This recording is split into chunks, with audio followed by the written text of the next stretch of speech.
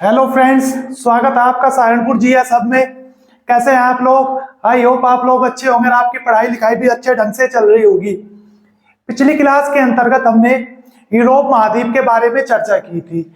आज उसी यूरोप महाद्वीप को 5 मिनट में उसको रिकॉल करते हैं और फिर उसके आगे की चर्चा करते हैं। ये कौन सा महाद्वीप है? ये हमारा यूरोप महाद्वीप। कौन सा महाद्वीप? यूरोप महाद्वीप। यूरोप महाद्वीप मैंने बताया था क्षेत्रफल की दृष्टि से छठा बड़ा महाद्वीप तथा यूरोप महाद्वीप को प्रायद्वीपों का महाद्वीप भी कहा जाता है। और आपके पता है इसमें टोटल देश कितने थे? टोटल देश थे इसमें 51 देश थे। ठीक है। और मैंने इसमें बताया था कि यूरोप महाद्वीप में जो मरुस्थल है उसका अभाव पाया जाता है, क्योंकि यहाँ पे क्या है, वर्ष भर बर्फ जमी रहती है। ठीक है। और यहां से एक वर्त गुजर रहा था, आर्टिक वर्त। इस आर्टिक वर्त में मैंने आपको बताया था आइसलैंड, नॉर्वे, स्वीडन, फिनलैंड और रूस, ये यूरोप के 4 देश क्या थे, इस आर्टिक वर्त पर स्थित थे। ठीक है। यहाँ पे मैंने आपको एक सागर बताया था, नॉर्जियन सागर, नॉर्जियन सी।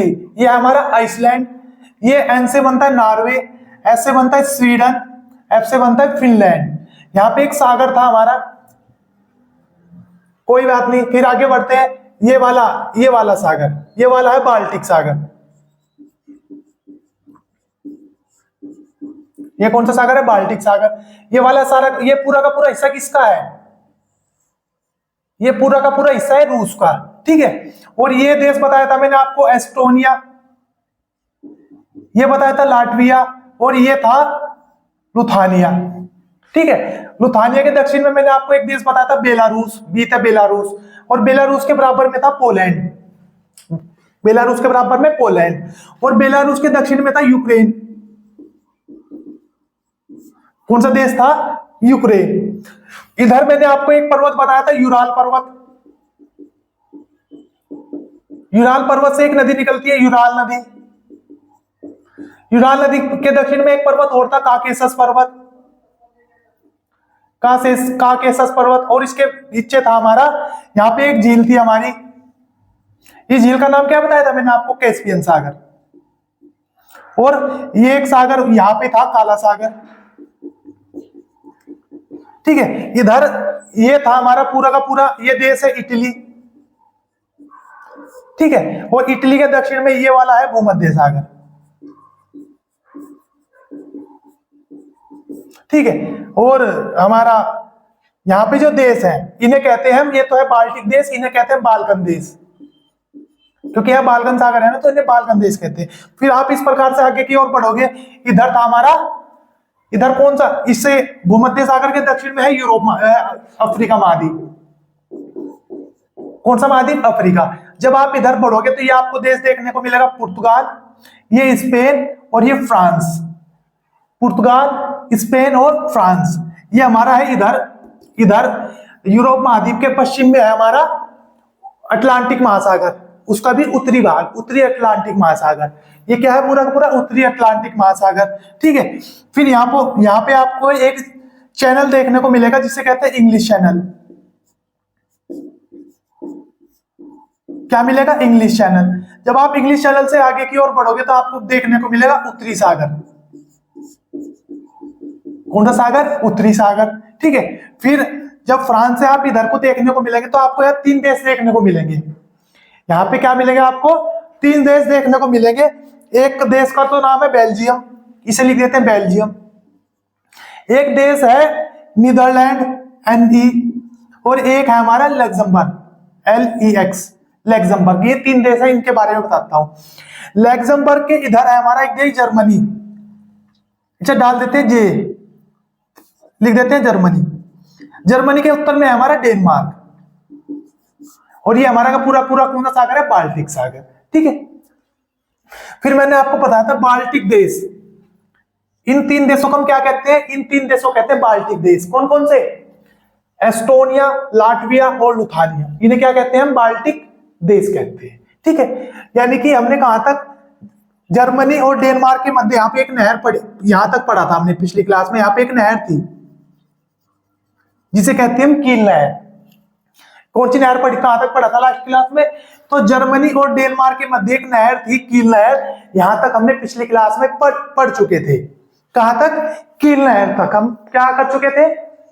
पढ़ चुके थे। अब इससे आगे की अब बात करते हैं। जब आप कील नहर से आगे बढ़ोगे तो आपको 3 देश देखने को मिलेंगे, यूरोप के 3 देश देखने को मिलेंगे। एक का नाम है बेल्जियम,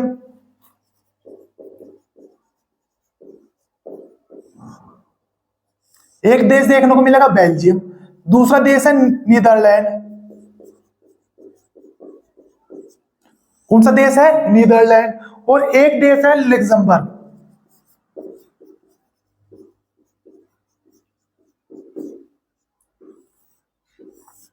ये 3 देश हैं यहां पे, जर्मनी के इधर, जर्मनी के पश्चिम में, फ्रांस के पूर्व में।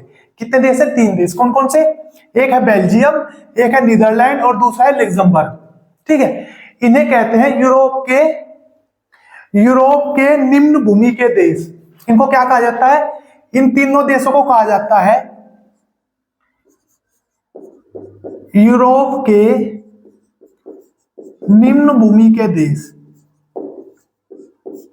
डायरेक्ट आपसे क्वेश्चन पूछा जाएगा कि निम्नलिखित में से कौन सा यूरोप के निम्न भूमि के देश के नाम से जाना जाता है, या निम्नलिखित में से किस देश को निम्न भूमि के नाम से जाना जाता है। और ये निम्न भूमि क्या होती है? देखो, ये सपोज करो ये यूरोप जो महाद्वीप है, सपोज करो ये इसकी भूमि है। ठीक है, ये क्या है? उसकी भूमि है। इस पूरी भूमि पर यूरोप के सारे देश है, फ्रांस, इटली, रूस, एस्टोनिया, नॉर्वे, ये सारे क्या है? भूमि पर स्थित है। लेकिन यूरोप के जो 3 देश हैं, ये क्या है? भूमि से नीचे है। जो यूरोप की मुख्य भूमि है ना, उसका जो नीचे धसा हुआ भाग है, उसमें स्थित है ये 3 देश। कौन कौन से? एक तो है बेल्जियम, नीदरलैंड और लग्जमबर्ग। इसलिए बेल्जियम, नीदरलैंड और लग्जमबर्ग को निम्न भूमि का देश कहा जाता है। तो निम्न भूमि के देश के अंतर्गत कितने देश शामिल होते हैं? 3, बेल्जियम, नीदरलैंड और लग्जमबर्ग। ठीक है, समझ में आया होगा ना कि निम्न भूमि के देश क्यों कहते हैं इनको? क्योंकि यूरोप की जो भूमि का धरातल है ना, उसका जो धरातल धसा हुआ है, उसमें स्थित है 3 देश। ठीक है, अब देखो, बेल्जियम की राजधानी है ब्रुसेल्स।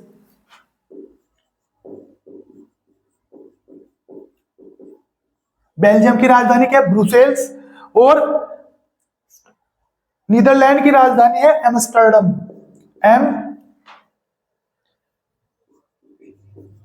एम्स्टर्डम। और लग्जमबर्ग की राजधानी है लग्जमबर्ग। ठीक है, इनके कभी कभी राजधानी पूछता है। बेल्जियम की राजधानी है ब्रुसेल्स, नीदरलैंड की राजधानी है एम्स्टर्डम और लग्जमबर्ग की राजधानी है लग्जमबर्ग। ठीक है, आपको पता है इस बेल्जियम की राजधानी ब्रुसेल्स में बहुत सारे संगठनों के हेडक्वार्टर हैं। बहुत सारे संगठन है, जैसे नाटो हो गया हमारे, इस प्रकार बहुत सारे संगठन है। तो उन संगठनों का क्या है? हेडक्वार्टर है। तो जो उसमें सबसे इंपॉर्टेंट है वो है नाटो, NATO, नॉर्थ अटलांटिक, यानी कि नॉर्थ अटलांटिक टेरिटरी ऑर्गेनाइजेशन, यानी कि उत्तरी अटलांटिक संधि संगठन। यानी कि जो अटलांटिक महासागर है ना, जो उसके उत्तर में जिन देशों की सीमा लगी है, उन देशों ने मिलकर एक संगठन बना रखा जिसको कहते हैं नाटो। इस नाटो की स्थापना हुई थी 4 अप्रैल 1949 में। कब हुई थी इसकी स्थापना? इस नाटो की स्थापना हुई थी 4 अप्रैल 1949। कब हुई थी? 4 अप्रैल 1949 में इस नाटो की स्थापना हुई थी। और इसमें टोटल कंट्री है 32। इसमें टोटल कंट्री है 32। जो 32वीं कंट्री बनी वो बनी हमारी स्वीडन। अभी हाल फिलहाल में ही नाटो में 32वां देश शामिल हुआ हमारा स्वीडन। तो टोटल कितने कंट्री है नाटो में? 32। 32वीं कंट्री कौन सी बनी? स्वीडन। स्थापना कब हुई थी? 4 अप्रैल 1949 में। और इस नाटो का हेडक्वार्टर है ब्रुसेल्स में। ब्रुसेल्स में क्या है? नाटो का हेडक्वार्टर है हमारा। ठीक है, अब देखो, नीदरलैंड की राजधानी एम्स्टर्डम है। नीदरलैंड में एक शहर पड़ता है, यहीं पे एक शहर पड़ता है द हेग। पढ़ा होगा ना आपने, द हेग एक शहर पड़ता है नीदरलैंड में। इस द हेग में क्या है? अंतरराष्ट्रीय उच्च न्यायालय का हेडक्वार्टर। इसको मैं ऐसे लिख देता हूं, इंटरनेशनल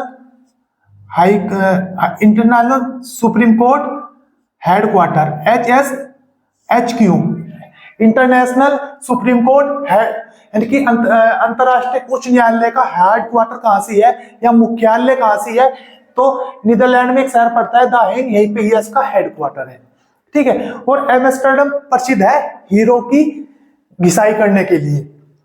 पूछ लेना कि हीरो की घिसाई करने के लिए,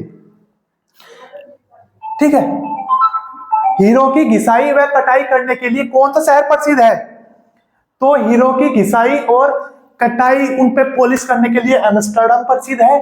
और अंतरराष्ट्रीय उच्च न्यायालय का हेडक्वार्टर कहां से है, द हेग में है। लग्जमबर्ग के बारे में इतना ध्यान रखना, ये लग्जमबर्ग की राजधानी है लग्जमबर्ग, ठीक है। तो समझ में आया होगा ना निम्न भूमि के देश किसे कहा जाता है, तो इन तीन देशों को निम्न भूमि के देश कहा जाता है। तो अब इससे आगे बढ़ते हैं, ब्रुसेल्स, नीदरलैंड, लग्जमबर्ग से आगे बढ़ोगे तो आपको एक देश देखने को मिलेगा, फ्रांस। यहां पे कौन सा देश है, फ्रांस। फ्रांस की राजधानी कमेंट करके बताना, फ्रांस की राजधानी क्या है, ठीक है, कमेंट करके बताना फ्रांस की राजधानी क्या। हेलो हेलो, हाँ, तो ये यहां पे देश रहा फ्रांस, और फ्रांस के उत्तर में आपको देखने को मिलेगा यूके, और ये है एक देश उत्तरी आयरलैंड, उत्तरी आयरलैंड। तो यहां पे है इंग्लिश चैनल, कौन सा चैनल है, इंग्लिश चैनल, तो आपको हेडिंग डालनी है इंग्लिश चैनल। कौन सा चैनल, इंग्लिश चैनल। तो आपसे पूछता है इंग्लिश चैनल किस सागर या किस महासागर में स्थित है, इंग्लिश चैनल किस सागर या किस महासागर में स्थित है। तो यदि महासागर पूछे तो अटलांटिक महासागर में है। इंग्लिश चैनल पूछता है किस सागर या किस महासागर में स्थित है। तो यदि आपसे पूछा किस महासागर में है, तो इधर कौन सा महासागर है, तो इधर है हमारा अटलांटिक महासागर, उत्तरी अटलांटिक महासागर। तो इंग्लिश चैनल किस महासागर में है, उत्तरी अटलांटिक महासागर में है। और पूछे किस सागर में है, तो उत्तरी सागर में है हमारा इंग्लिश चैनल, ठीक है। अब फिर पूछता है आपसे कि इंग्लिश चैनल किन दो देशों को अलग करता है, इंग्लिश चैनल किन दो देशों को अलग करता है। तो देखो इंग्लिश चैनल किन दो देशों को अलग करता है, तो यूनाइटेड किंगडम व फ्रांस। तो किस किस को, ब्रिटेन का एक देश है इंग्लैंड, इंग्लैंड को अलग करता है फ्रांस से, कौन सा, इंग्लिश चैनल। यूनाइटेड किंगडम व फ्रांस के मध्य है इंग्लिश चैनल, जो क्या करता है, दोनों देशों को अलग करता है, ठीक है। और यहीं पे ही एक जलसंधि है, यहीं पे ही एक जलसंधि है। इस जलसंधि का नाम है डोवर जलसंधि, डोवर जलसंधि। कौन सी जलसंधि, डोवर जलसंधि। बहुत बार पूछता है एग्जाम में, जिब्राल्टर जलसंधि, डोवर जलसंधि, बहुत एग्जाम में पूछता है। तो डोवर जलसंधि किन दो सागरों को जोड़ किन दो समुद्र, किन दो जल के मार्ग को जोड़ती है, तो डोवर जलसंधि जोड़ती है इंग्लिश चैनल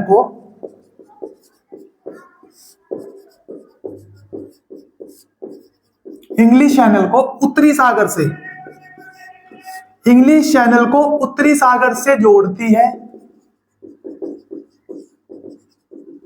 तथा यूके को फ्रांस से अलग करती है।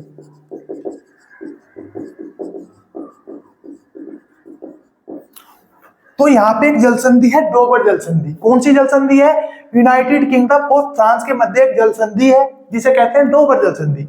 वो क्या करती है, इंग्लिश चैनल को उत्तरी सागर से जोड़ती है, यूनाइटेड किंगडम को फ्रांस से अलग करती है। यह है डोवर जलसंधि। फिर पूछता है इंग्लिश चैनल किन दो देशों को अलग करता है, तो इंग्लिश चैनल यूनाइटेड किंगडम को फ्रांस से अलग करता है, ठीक है। ठीक, अब इससे आगे अब इससे आगे बढ़ रहे हैं।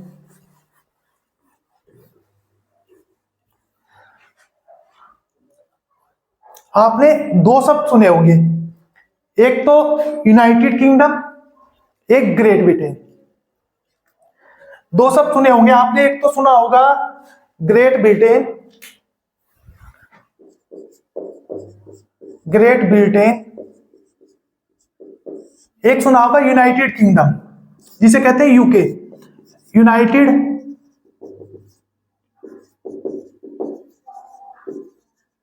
United kingdom. एक सुना होगा ग्रेट ब्रिटेन और एक सुना होगा यूनाइटेड किंगडम यूके। पूछता है कि ग्रेट ब्रिटेन के अंतर्गत कितने देश शामिल है और यूनाइटेड किंगडम के अंतर्गत कितने देश शामिल है। तो जो ग्रेट ब्रिटेन बनता है ना, वो तीन देशों को सम्मिलित रूप से, तीन देशों को हम सम्मिलित रूप से ग्रेट ब्रिटेन कहते हैं। वे तीन देश कौन कौन से हैं? वे तीन देश है, एक देश है इंग्लैंड, एक देश है इंग्लैंड, एक देश है स्कॉटलैंड,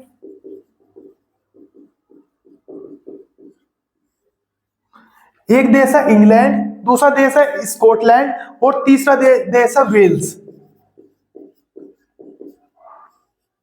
इंग्लैंड, स्कॉटलैंड और वेल्स। कौन कौन से देश? इंग्लैंड, एक देश है इंग्लैंड, एक देश है वेल्स और एक है स्कॉटलैंड। ठीक है, यहीं पे ही तीन देश है। इधर तो आपको देखने को मिलेगा स्कॉटलैंड, इधर आपको देखने को मिलेगा वेल्स और यहां पे मिलेगा इंग्लैंड। ये इंग्लैंड है, ये स्कॉटलैंड है, ये वेल्स है। इन तीनों देशों को सम्मिलित रूप से, किस किस को, और इस इंग्लैंड का अधिकार यहां पे भी है।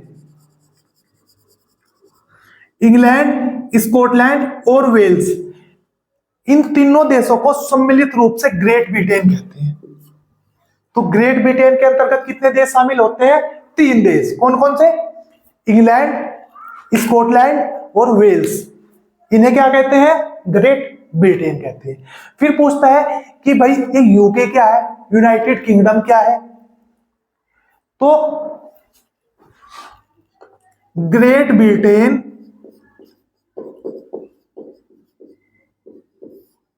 प्लस उत्तरी आयरलैंड,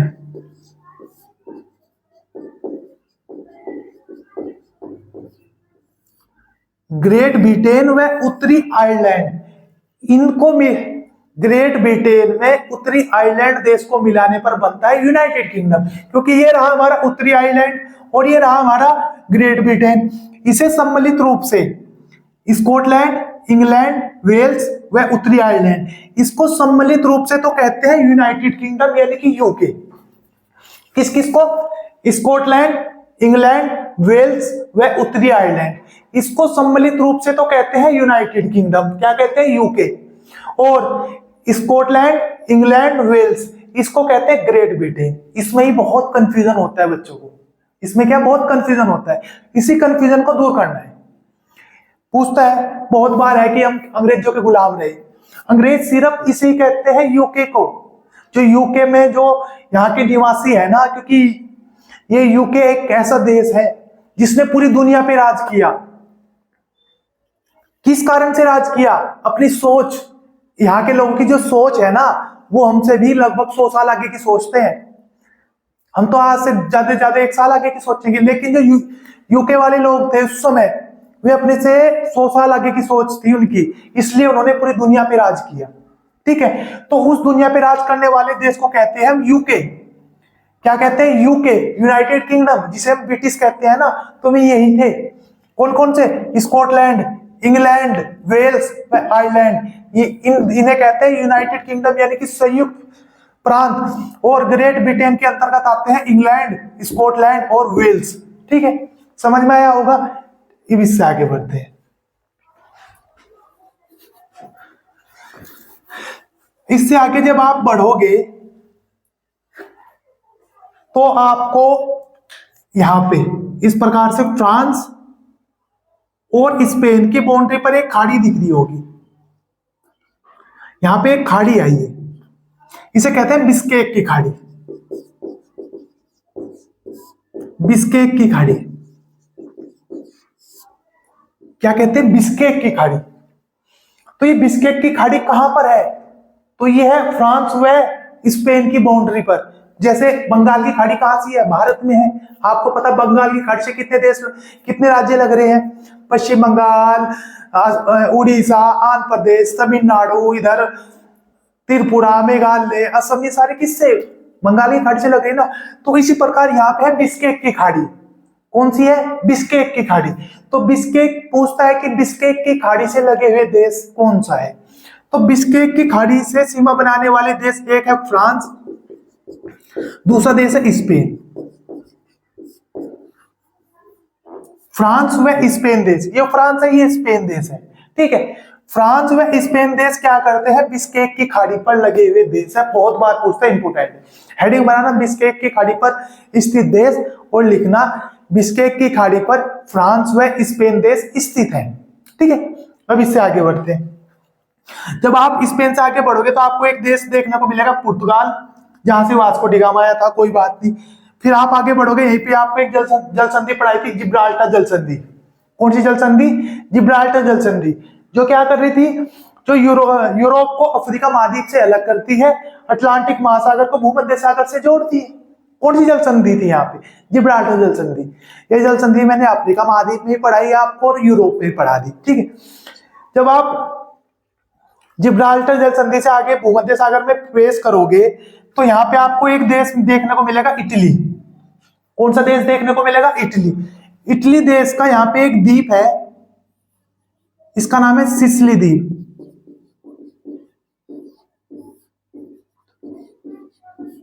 कौन सा द्वीप है, सिसिली द्वीप। पूछता है सिसिली द्वीप पर किसका अधिकार है, तो इस सिसिली द्वीप पर अधिकार है इटली का। किसका अधिकार है, सिसिली द्वीप पर इटली का अधिकार है। और इटली के अंदर ही एक आपको देश देखने को मिलेगा, वे कौन सा देश है वो, वेलिंगटन सिटी। इटली के अंदर ही आपको एक देश देखने को मिलेगा,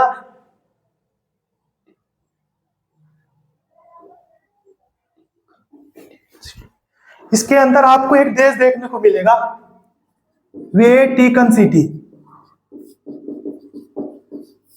वेटिकन सिटी ये किसके अंतर्गत आता है, आप जब अपना मैप देखोगे तो इटली के अंतर्गत ही एक देश है, वेटिकन सिटी। तो ये कहां पर है, इटली में है। पूछता है कि वेटिकन सिटी जो देश है, ये विश्व का सबसे छोटा देश है, पहली बात तो ये है। दूसरा, क्या ये भूमध्य सागर पे स्थित है, नहीं, ये भूमध्य सागर से अंदर स्थित है, ठीक है। जब आप आगे बढ़ोगे, आप इस प्रकार से आगे बढ़ोगे, तो आपको यहाँ पे एक सागर, वैसे तो यहाँ बहुत सारे सागर है, एशियाटिक सागर, एशियन सागर, बाल्कन सागर, इनको स्केप करो, इसको हम बाद में पढ़ाएंगे। यहाँ पे आपको एक सागर देखने को मिलेगा, काला सागर। एक सागर देखने को मिलेगा, इस सागर का नाम है काला सागर। ये कौन सा सागर है, ये है काला सागर। मोस्ट इंपोर्टेंट है। देखो काला सागर किस किस के मध्य है, मैंने आपको बताया था, यूराल पर्वत, यूराल नदी, काकेशस पर्वत, और कैस्पियन सागर और काला सागर। ये क्या करते हैं, ये एशिया को यूरोप से अलग करते हैं। क्या करते हैं, एशिया को यूरोप से अलग करने वाली संरचना कौन कौन सी बताई थी मैंने आपको, तो मैंने आपको बताया था एशिया को अलग करने वाली संरचना, यूराल पर्वत, यूराल नदी, काकेशस पर्वत, कैस्पियन सागर और काला सागर, ठीक है। तो अब हम ऐसे यात्रा कर रहे हैं, तो सबसे पहले कौन सा सागर आया हमारे सामने, काला सागर। कौन सा सागर, काला सागर। तो यहां से क्वेश्चन बनता है, बहुत क्वेश्चन बनते हैं, क्योंकि काले सागर से सीमा लगती है यूक्रेन की, और काले सागर से सीमा लगती है रूस की। तो रूस और यूक्रेन के मध्य विश्व युद्ध चल रहा है, रूस और यूक्रेन के मध्य युद्ध चल रहा है, और दोनों की सीमा किससे लगती है, काला सागर से। तो यही से ही क्वेश्चन बन जाएगा कि काला सागर से सीमा लगाने वाले देश कौन कौन से, काला सागर से सीमा लगाने वाले देश कौन कौन से, यहीं से डायरेक्ट क्वेश्चन पूछ लेगा। तो हेडिंग डालो काला सागर।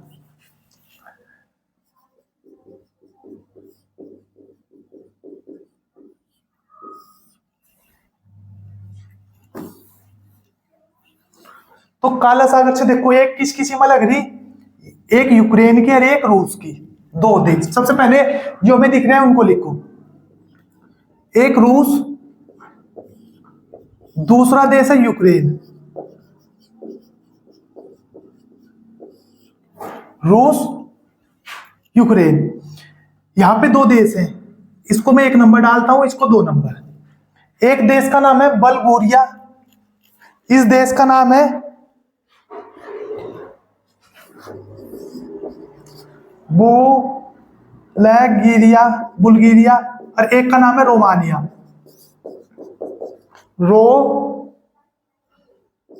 रोमानिया, और एक देश है तुर्की।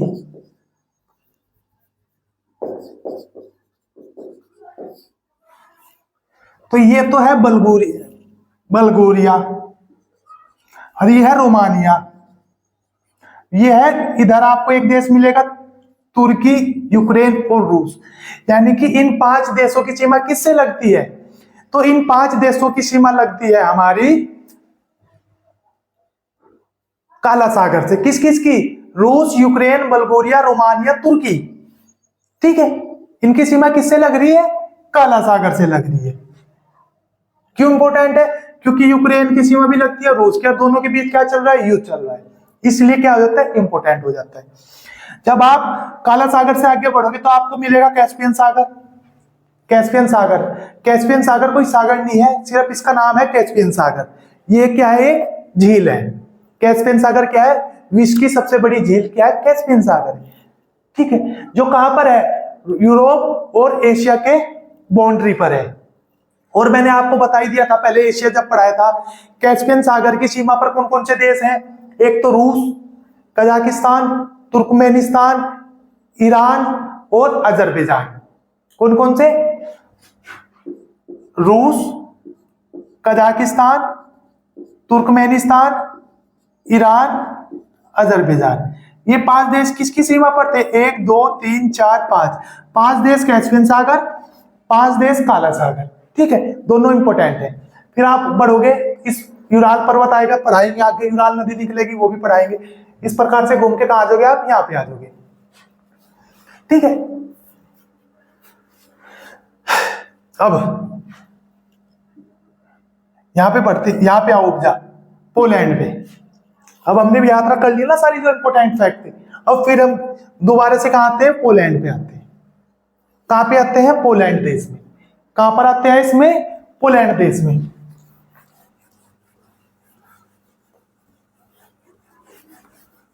अब कहा है हम आगे हम पोलैंड देश में दोबारा से।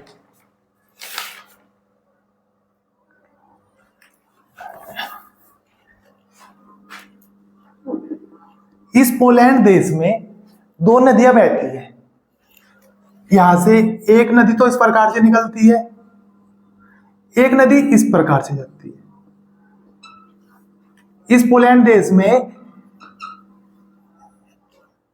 2 नदियां बहती है, एक का नाम है ओडर नदी, एक नदी का नाम है ओडर नदी। इस नदी का नाम है ओडर नदी। एक नदी का नाम है विस्पुला नदी।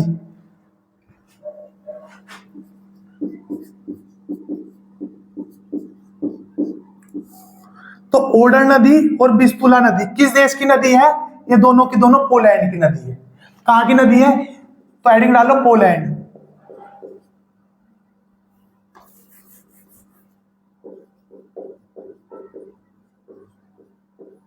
तो पोलैंड में 2 नदी बहती है, देखो इस प्रकार से। एक नदी तो इस प्रकार से बह रही है, एक नदी इस प्रकार से बह रही है। ठीक है, और एक चीज और ध्यान रखना, यूरोप महाद्वीप में नदियों के उद्गम से संबंधित हमेशा विवाद रहता है। क्यों? जो यूरोप महाद्वीप है ना, जो इसकी नदियां हैं, उसके जो उद्गम स्थान है उनसे संबंधित हमेशा विवाद रहता है। क्योंकि इस महाद्वीप में क्या है, अधिकतर भूमि पर बर्फ जमी रहने के कारण क्या होता है, नदियों का बर्फ जहां से भी पिघलेगी वैसे क्या है, नदियों का उद्गम होना शुरू हो जाता है। ऐसा तो है नहीं कि बर्फ यहाँ कुछ ही दिन पड़ती है, यहाँ पे वर्ष भर क्या बर्फ क्या क्या होता है, निक्षेपण होता रहता है। जब यहाँ पे वर्ष भर बर्फ रहेगी तो बर्फ पिघलेगी तो क्या होगा, पानी निकलेगा। तो कभी बर्फ यहाँ से पिघलनी शुरू हो जाती है, कभी यहाँ से। तो यूरोप महाद्वीप में नदियों के उद्गम से संबंधित हमेशा विवाद रहता है। उद्गम से संबंधित क्वेश्चन नहीं पूछेगा, लेकिन कहां मुहाना बना रही है जरूर पूछेगा। ठीक है, तो इस नदी का नाम है ओडर नदी, इस नदी का नाम है विस्तुला नदी।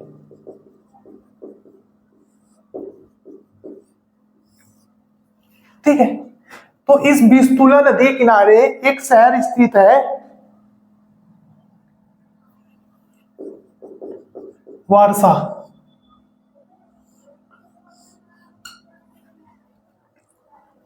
कौन सा शहर है? वारसा शहर स्थित है। ये क्या है? ये है पोलैंड की राजधानी। क्या है? पोलैंड की राजधानी वारसा है, जो किस नदी किनारे है? विस्तुला या विस्तुला नदी के किनारे है वारसा, जो क्या है? पोलैंड की राजधानी है। और ये विस्तुला ही क्या है? पोलैंड की सबसे लंबी नदी है। पोलैंड की सबसे लंबी नदी पूछ लेता है कभी कभी। पोलैंड की सबसे लंबी नदी विस्तुला नदी, जो जिसके किनारे कौन सा शहर है? वारसा शहर, जो क्या है? पोलैंड की राजधानी। एक तरफ राजधानी देगा, एक तरफ नदियां देगा, मिलान कीजिए किस नदी किनारे कौन सी राजधानी स्थित है। तो पोलैंड की राजधानी वारसा किस नदी किनारे है? विस्तुला नदी किनारे। और जो ओडर नदी है, इधर है पोलैंड और इधर है जर्मनी। तो जर्मनी, ये रहा जर्मनी, ये रहा पोलैंड। तो जर्मनी और पोलैंड की सीमा का निर्धारण कौन सी नदी करती है? तो जर्मनी और पोलैंड की सीमा का निर्धारण करती है ओडर नदी, और विस्तुला नदी के किनारे वारसा शहर जो है पोलैंड की राजधानी। क्या है? पोलैंड की राजधानी है। ठीक है, और जर्मनी और पोलैंड, आपने सुना होगा हिंडनबर्ग, हिंडनबर्ग लाइन या हिंडनबर्ग रेखा। आपने एक रेखा सुनी होगी, हिंडनबर्ग रेखा।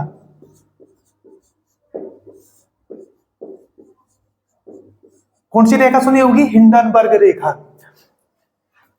अरे हिंडन लिख दिया खाली, हिंडनबर्ग रेखा। पूछता है हिंडनबर्ग रेखा किन दो देशों के मध्य है? हिंडनबर्ग रेखा किन दो देशों के मध्य है? तो जो हिंडनबर्ग रेखा है ना, यह है जर्मनी व पोलैंड के मध्य। जर्मनी व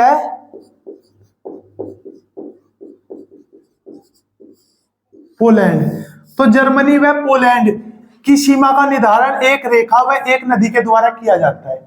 तो हिंडनबर्ग रेखा है ना, जो हिंडनबर्ग लाइन है, वो कहते हैं जर्मनी और पोलैंड को। और जर्मनी और पोलैंड की सीमा, पोलैंड की सीमा का निर्धारण करती है ओडर नदी, व हिंडनबर्ग रेखा क्या करती है? इनकी सीमा का क्या करती है?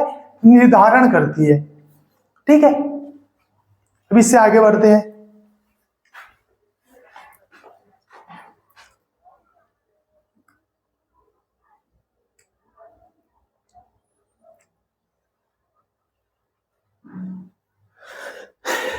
अब इससे आगे आप देखोगे, आपको देखने को मिलेगा अपने मैप में, देखो स्विट्जरलैंड, एक देश है स्विट्जरलैंड। आप जब अपने मैप में देखोगे तो आपको एक देश देखने को मिलेगा स्विट्जरलैंड। कौन सा देश? स्विट्जरलैंड। इस स्विट्जरलैंड में एक पर्वत है आल्प्स पर्वत। कौन सा पर्वत? इस स्विट्जरलैंड देश में एक पर्वत है आल्प्स पर्वत। यहीं पे ही फ्रांस के आसपास, यहीं पे ही आपको एक पर्वत देखने को मिलेगा। एक देश है स्विट्जरलैंड, इस स्विट्जरलैंड में एक पर्वत है आल्प्स पर्वत। कौन सा देश? स्विट्जरलैंड। स्विट्जरलैंड देश में एक पर्वत है आल्प्स पर्वत। ठीक है, उससे पहले जो विस्तुला नदी और ओडर नदी है, इनका मुहाना कहां पर है? इनका मुहाना है बाल्टिक सागर में। कहां पर है? बाल्टिक। विस्तुला नदी और ओडर नदी का मुहाना कहां पर है? बाल्टिक सागर में। ठीक है, यहाँ पे एक देश है स्विट्जरलैंड। इस स्विट्जरलैंड देश में यहाँ पे एक पर्वत है आल्प्स पर्वत।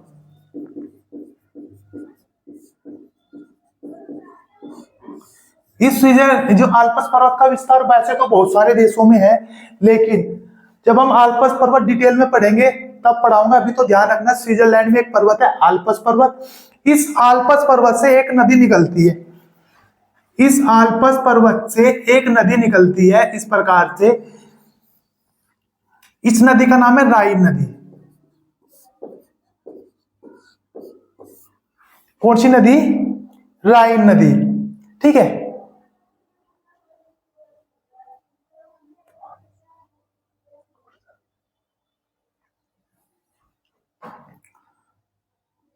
जब आप अपना मानचित्र देखोगे तो जर्मनी आपको इस प्रकार से देखने को मिलेगा। ये देश थोड़ा सा ना इधर को है और जर्मनी का विस्तार इस प्रकार से है। जर्मनी का विस्तार आपको इस प्रकार से, ठीक है।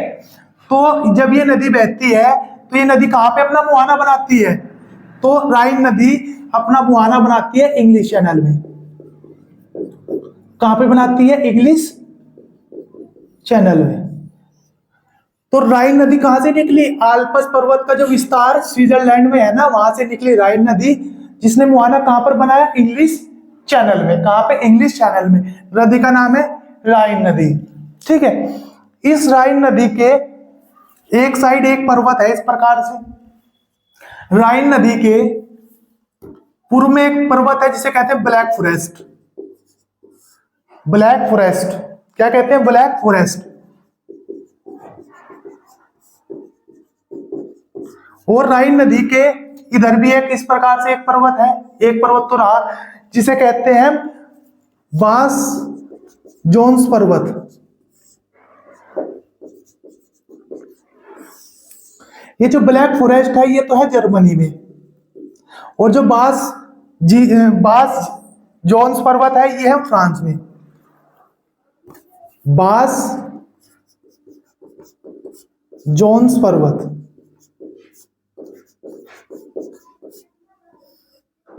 ये है फ्रांस में, ठीक है। तो ये जो राइन नदी है ना, ये दो पर्वतों के बीच बहती है, इसलिए राइन नदी क्या है? अपभ्रंश की घाटी में क्या होती है? भ्रंश की घाटी में। अब भ्रंश की घाटी में प्रवाहित होती है।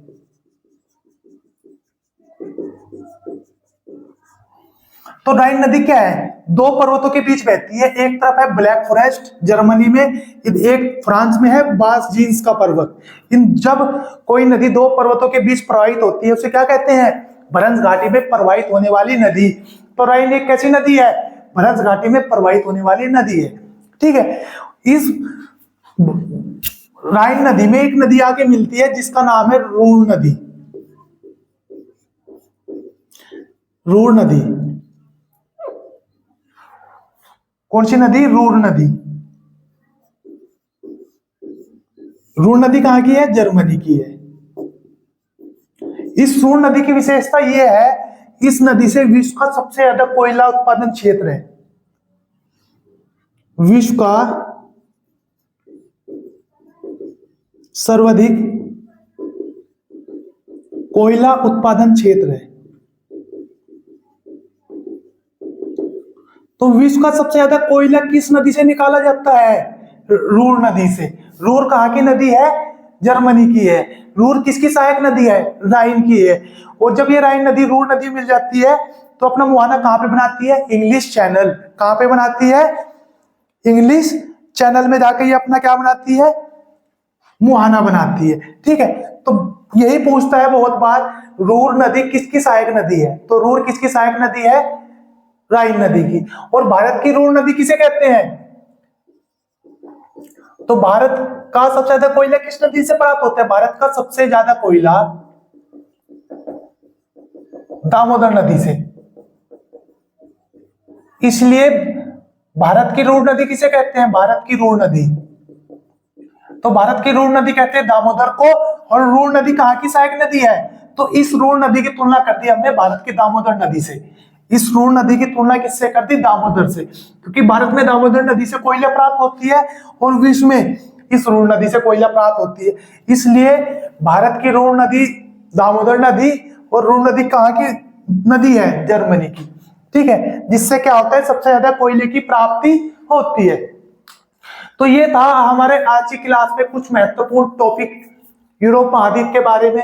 अगली क्लास में जो उसमें इस यूरोप महाद्वीप में जो बचा हुआ है, जैसे आल्प्स पर्वत बचा हुआ है, अभी यूराल पर्वत बचा हुआ है, यूराल नदी, डैन्यूब नदी बची हुई है, इन सारी चीजों के ऊपर चर्चा करेंगे हम अगली क्लास में। आई होप आपको आज की क्लास अच्छी लगी होगी। यदि आपको आज की क्लास अच्छी लगी होगी तो वीडियो को लाइक करना, शेयर करना, चैनल को सब्सक्राइब करना। धन्यवाद।